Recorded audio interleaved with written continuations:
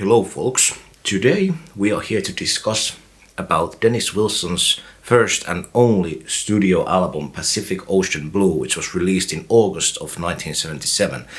And this was the first solo album by any Beach Boy, well, except Bruce Johnston had put out solo stuff before joining the Beach Boys. There's a bunch of backstory to this, so I'll try to condense it to minimum, but we have to start off from the mid-60s. So around that time period, when Brian was working on Pet Sounds and Smile material, Bruce Johnston and Brian both showed Dennis some chords. So originally, when the Beach Boys started, Dennis didn't really have much of any musical education. It was a surprise to all of them, to the family as well, that Dennis really then started to take notice on the piano stuff and really start to concentrate on that. I think the first time that Dennis plays anything other, like any other instrument than drums or percussion on any studio recording is Good Vibrations, because he plays that organ part on it. But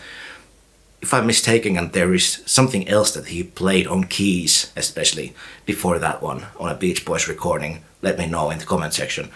But anyway, like in 66, he plays a little bit of keyboard on Good Vibrations, but then a few years later, he releases his first song, Little Bird, on the Beach Boys album Friends, with a little help from Brian, that one.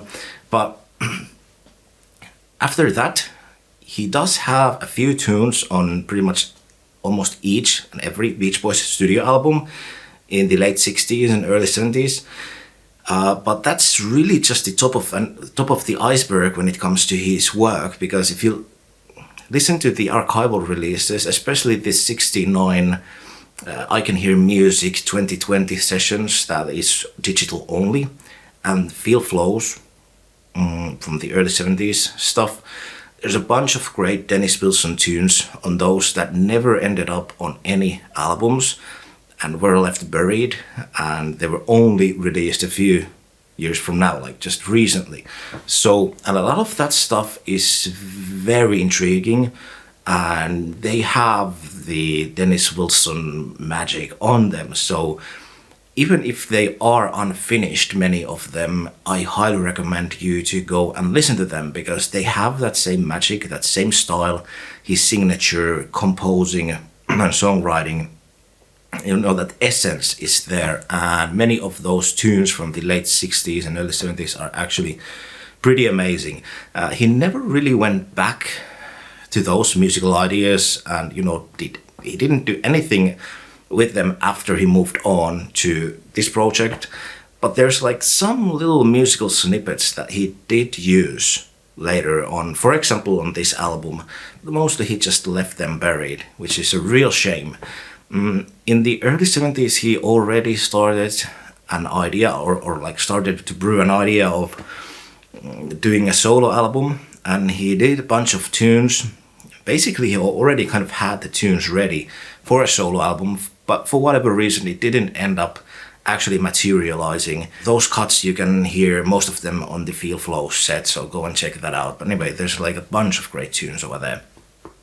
Then a few years went by, and the Beach Boys started a tour together with Chicago, and around that same time also they had a few dates at Caribou Ranch, which was a studio owned by James William Gerstio, who was the producer of Chicago, and he became friends with Gerstio, and basically also around the same time the Beach Boys started their own recording studio in Los Angeles, so Brother Studios.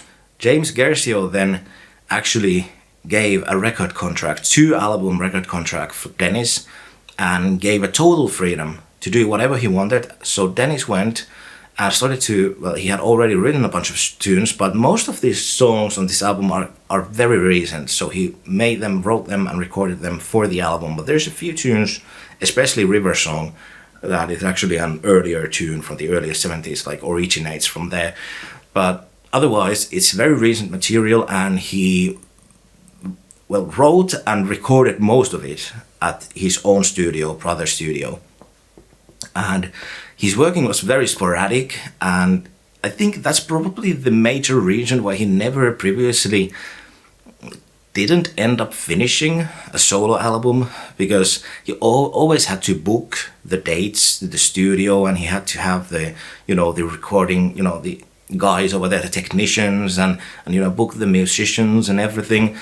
But he just really, his working style was so sporadic that didn't really fit his style. But when he had his own studio with the brother studios, he could work there any time of the day, and a lot of times he would go there in the middle of the night, and just, he had this, you know, had a musical ideas, had an argument with his wife or whatever, you know, so he just drove to the studio and wrote and recorded basically the whole thing during one night. Like, that was like his style of doing the music, and he might then later overdub some things on it, but basically, like, yeah, that's really what he needed. He needed that own space where he could work. He learned to use the machinery, you know, the whole studio. He learned to play a bunch of instruments. So we've come a long way from the, like, just basically 15 years earlier when he barely could play drums. Now he's playing, well, let me actually read it to you. I cannot remember each instrument, but I have over here the list of instruments that he plays on the album. It's pretty lengthy. Piano, Hammond organ, ARP synthesizer, Moog bass, Mini Moog, clavinet, Fender Rhodes, drums, percussion, bass harmonica, tuba, violin, lap steel guitar, viola, and cello. So it's pretty incredible. And, you know, of course he wasn't like master on probably any of those instruments, maybe on keys, but otherwise, like, he wasn't like a master violin player at this point, of course not. But he was able to create super interesting sounds with pretty much anything that he laid hands on, except guitars. That's the one thing that he, even though he plays lap steel guitar a little bit on this one, he really never got into guitar heavily. But that's pretty much the backstory of it. And I gotta tell you right at the beginning, this album is probably, like, on some days it's my all-time favorite Beach Boys related album. Like, I love this so much. I think it's equal, or maybe even, well, personally for me, maybe even better than Pet Sounds. It's basically Dennis Wilson's Pet Sounds. So it's like very personal, very introspective. And I think overall just the flow of the album, the style, the compositions, and the production, and the length of the album, which is an very important aspect. It's just the perfect length, 37 minutes. I think it's a perfect album, and there's not a single weak track on it. So let's start to dive into the album itself. The inner sleeve is, well, this is the reissue, by the way, from, I believe, 2008, because, well, okay, this release 2010. Okay, so it's not the 2008, but anyway, it was out of print for a long time, and a lot of people actually had to sort out the original pressings in the early 2000s and had to pay a ton of money for it. But then in 2008 they reissued it, and also with a bunch of, on the CD version you get a bunch of extra tracks, which is cool, but I don't own that version. I only own the LP. So anyway, so you got a bunch of cool photographs. I believe most of them are by Ed Roach, maybe, and also, well, there are personal photographs from their own, you know, album collection. But anyway, album cover, classic album cover. I love it. I think it's just, it's somber, but it just somehow really,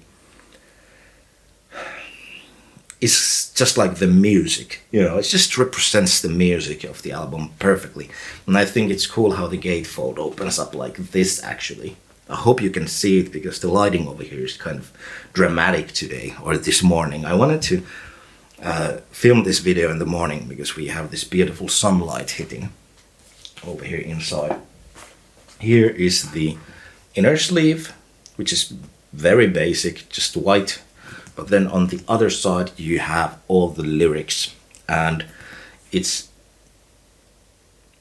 very interesting that Dennis actually thanks at the end over here, Bruce Johnston, or he actually just wrote God bless you, Bruce. And then I would like to thank all my wonderful friends for their love and support in the making of this album. And also thank you, Jimmy G, or so Jimmy Gersio. Dennis had a bunch of songwriting partners, most notably Greg Jacobson, who wrote a lot of the lyrics. But there's many tunes over here too which are solely by Dennis. And he used a bunch of session musicians, mostly from the Beach Boys. Hal Blaine is there, Bobby Figueroa, Ricky Fattar, Ed Carter, Ed Tuleja, Earl Mankey, and so on. You know, there's like a bunch of people that play on this one. And a bunch of people on background vocals, including actually Bruce Johnston. And Carl Wilson also plays a little bit of guitar on this one. Even though he's not actually credited, but I think he does. In River Song. Well, I'm not actually sure about that, but he's not credited over here. But you can hear actually Carl Wilson at the very end of this album, so he's basically on the vocals too. So let's now dive into the tracks themselves. The album opens off with River Song, which is one of the heaviest Beach Boys tunes ever. This is a very... I think it's a perfect album opener. It's also a very perfect example of Dennis Wilson's writing style at this point, because I have a theory. I think that Dennis was the most influenced when it comes to his writing and compositional style of Brian's work during the 66-67 era. So basically Pet Sounds and especially Smile. Dennis Wilson's style is, well, it's his own. It's very unique. It's not maybe as complex, but while Brian was all about, usually like most of his life, about the mood of the song or the groove. So he didn't want anything to destroy that mood of the tune. So he was all about that, ding dang, and that's a very, random example. But each of his songs, Brian's songs, kind of have a certain mood. He was all about that. But during the Smile era, he would write snippets, and then he would compile those moods into songs. So he would have like one mood piece, and then he would switch it or cut it into a different thing, and then they would create this canvas. So it would be like this journey, and that was not a way that Brian usually worked on, and he came back to that style a few times later. But when Dennis was doing this album, I believe that he mostly sort of drew from that style of working, because that's also the time period when Dennis started to really learn piano, and he was right there seeing how Brian worked on Smile and Pet Sounds, and I think he really drew inspiration from that working method. And most of these songs are kind of like that, kind of like mini Smile-esque tunes composed in a very similar way, where like a heavy song, like a rocker, might turn into a very moody, touching ballad right in the middle. Or like River Song starts off very smooth, and you kind of think that, it's probably going to be like a ballad. But then it's like it adds things on top, and it just becomes this monumental, epic piece. So yeah, I really think that way. I really think that you can sort of see the influence of Smile on this one and on Dennis's style, because he would continue that way of writing for the rest of his life. Anyway, River Song is just I can so relate to this one, even though I have never been to LA, but you can really imagine any city on the sort of the description of LA over here. And yeah, I can really relate to this feeling. And even though it's kind of like a uplifting tune, when we know what happened to Dennis, he obviously gives a whole other, just this sadness to a lot of these tunes, which is why I rarely these days listen to this album, because it is kind of a very heavy listen. But you just really wish that he would have, ran away and just given up the sort of the, all the rock and roll stuff and the city life. And,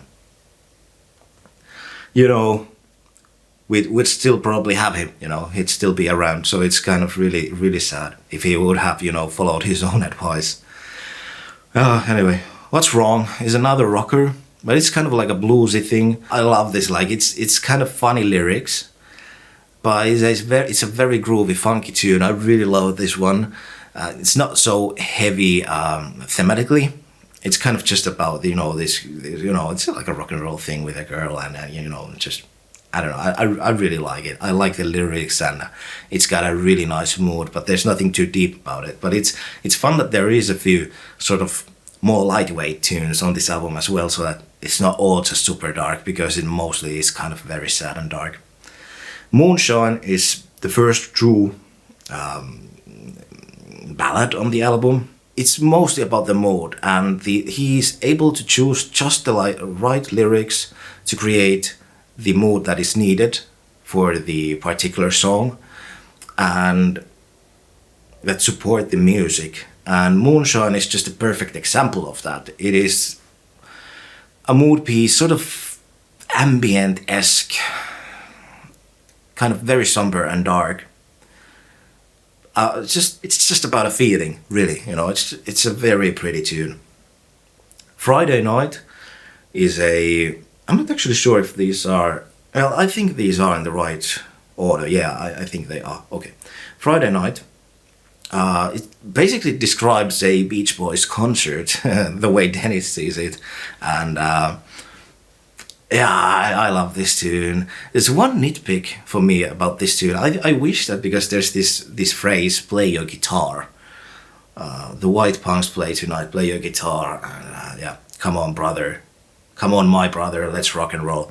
So I think at the end there should be a guitar solo, but it just fades out. So that's a minor thing that I really just wish Dennis didn't. He had planned a solo tour, but that never happened.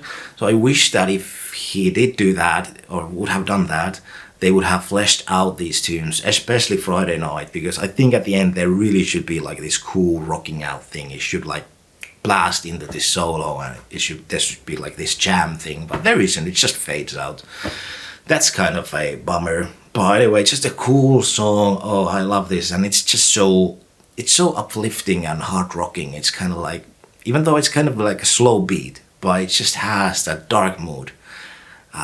And then the power chord at the beginning with the guitar. It's super cool. Dreamer is another rocker, kind of bluesy rocker. Very interesting musical ideas. It's not simple at all, especially with the band keeps on playing, and you hear all those horns and the thing. It's kind of cacophonic, but it sets this mood once again. It's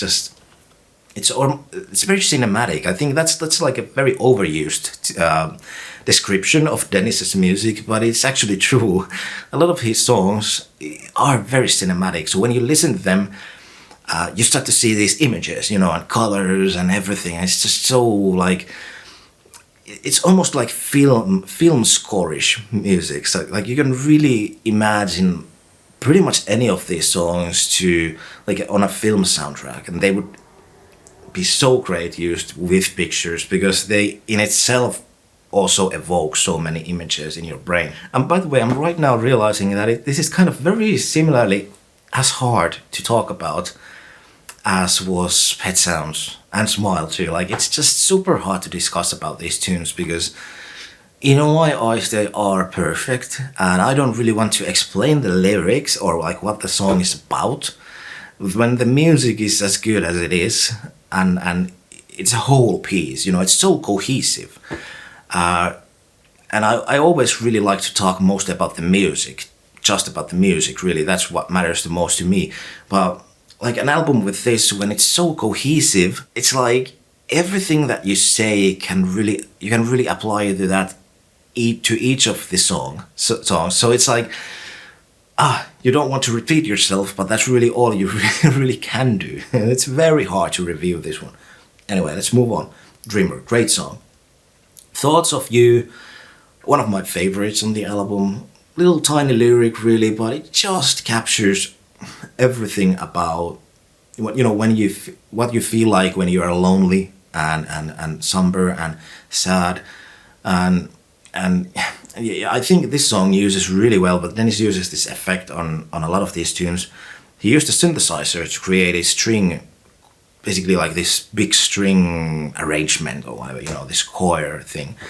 But he used it very interestingly. I think he like played some synth parts and then he would slow them down so that he would sort of create this feeling that like it sounds like this old time string section that is played from like some distant past. Like it just creates this very interesting mood that you don't really hear anywhere else.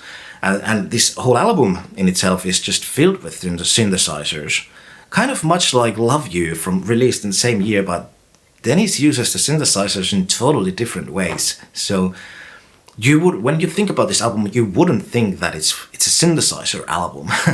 Time is a classic tune. Once again, just a very short lyric. The lyrics are really not the point, even though this one is kind of very, like, it's just so honest. Like, it's Dennis is being very honest about himself over here, and he's not trying to shine his his ego or image or whatever, like he's being very brutally honest over here, making him like just showing that what kind of guy he really is. Like, it's just kind of brutal. It's probably the most perfect example of what I was talking about earlier, how he composes over here. And it starts off with this, like, as this very beautiful ballad, but then at the middle it just explodes into this funky groove, like this extremely dark and heavy hard rocking groovy thing, mostly instrumental thing. There's some vocals on it also, but like, with heavy guitars and those horns, and it's just so perfect. I don't know, like, it's, what else can you really say about this tune? It is a phenomenal song, and just when you blast this with your speakers volume high up, there's really nothing else like it. Then You and I, that's the other single from the album. River Song was also released as a single, and You and I is a nice ballad, and it's kind of very contemporary and radio friendly, like hit friendly. I'm very surprised that it didn't chart, because it sounds very, of the times, sort of. I can imagine it being a moderate hit. If you hear one single second of this song, you immediately know which song it is, because it's just so recognizable. Pacific Ocean Blues is the, well, kind of like the title track, but it's a song with lyrics written by Mike Love, of all people. And I really love this tune. I think that this is sort of, for many people, like a weak track on the album. But I think it's, like, Dennis really cared about environment. And I think he's being honest when he sings about, even though these are Mike's lyrics, but this nature conservatism theme, it's something that's very important to me. And I think Dennis was really honest about, like, truthful, and he really cared about this subject. So I think it's actually, even though the track is very groovy, it's like this blues rocker once again, I think the lyrics are very somber, and it's actually very emotional. And once again, I think there's something really prophetic about this tune, because just a few years later, really, Dennis was then buried he died in the Pacific Ocean, and then he was buried in the Pacific Ocean. So it's, once again, like, even though it's like the subject matter is pretty dark in itself, the music is kind of uplifting and just groovy. And once again, there's this undercurrent, this subtext that then, the things that happened later changed sort of the meaning of the tune, and it becomes very sad. Farewell, My Friend is a tune that Dennis wrote about the passing of his, Billy Hinch's dad, who became sort of a father figure for Dennis in the 70s.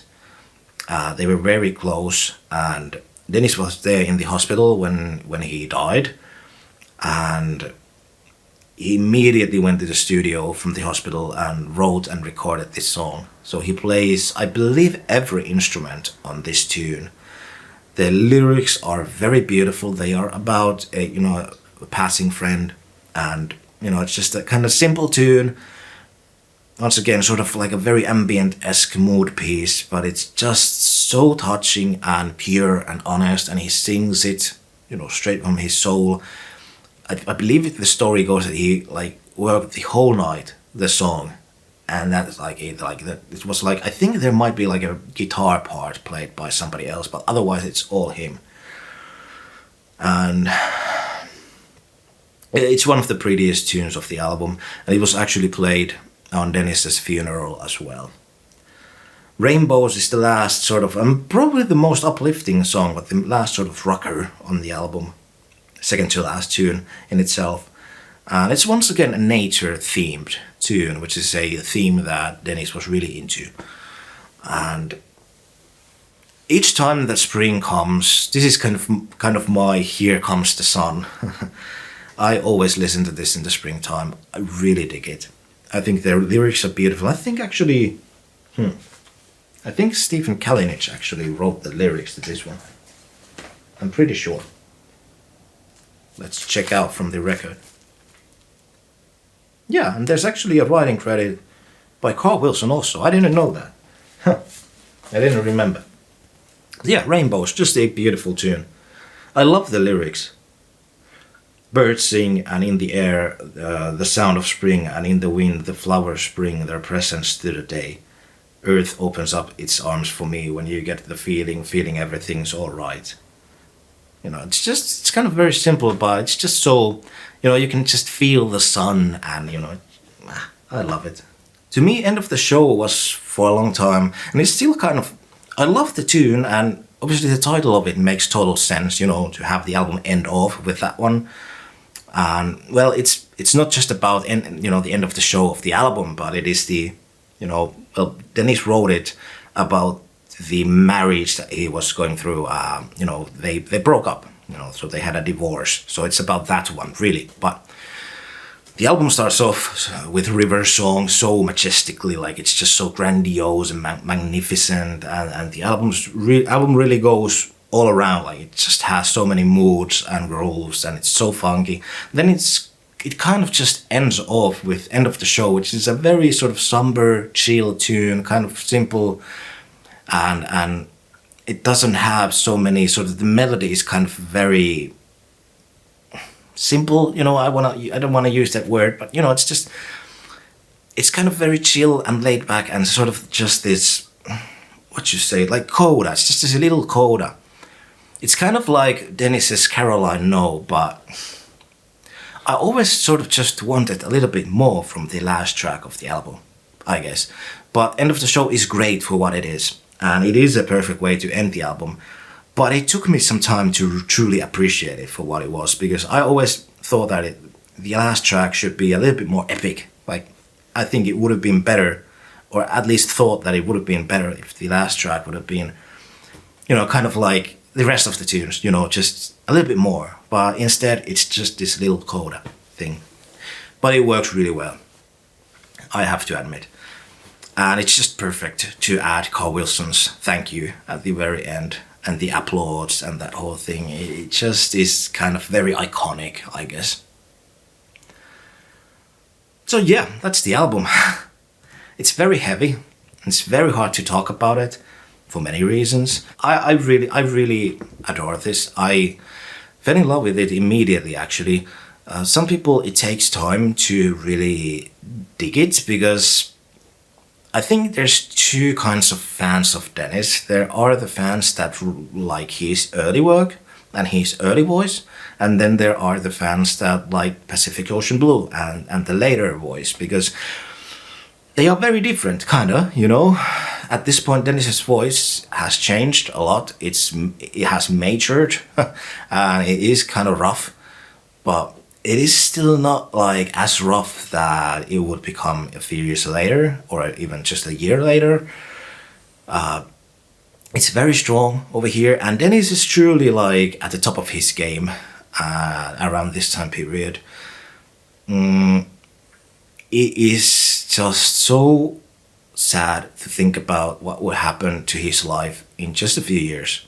In just a few years later, he would pass, and all the talent and all that promise, you know, that all that, like, there's so much things that he could have done with his life, and there are so much songs that he could have written, and instead all of that was just lost. And it's so heartbreaking to think about that. And I'm very grateful that we do have this album. It's kind of like a miracle that we do have this, thinking about Dennis and his way of working and leaving things unfinished all the time. It's really a miracle that we have this one.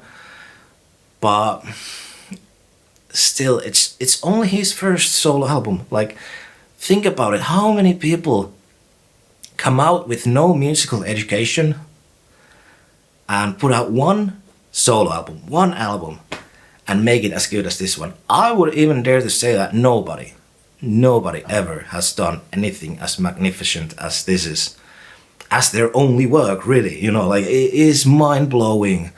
And to think about how much he could have done and how much he could have progressed as a, you know, composer, songwriter, musician, singer, if things hadn't gone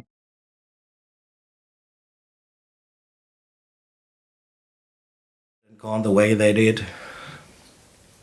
It is, I think it's one of the biggest tragedies of, you know, 20th century music world, and, you know, but what can you do about it? Well, nothing. We can just enjoy and, you know, be thankful and grateful what we have with this one, because, you know, I think Dennis's music has brought so much joy and you know, helped so many people through. Because even though this one was a critically successful album when it was released, it didn't really sell. It just disappeared quite fastly, and Dennis felt very sort of rejected by the public with his music, and it's very sad. But I think he would be extremely happy if he'd know that there's now people that are young and were born, you know, after his passing, that are finding enjoyment from his music. It's kind of miraculous, really. What do you think about the album? Let's continue in the comment section. Hopefully see you soon again on the next video. I am planning on continuing with the Beach Boys solo album reviews from now on, and I hope the rest are probably going to be a little bit easier than this one, because I find this to be a very heavy album and very hard to talk about. So hopefully see you soon again on the next video. Stick around. Thanks for watching. Take care. Bye bye.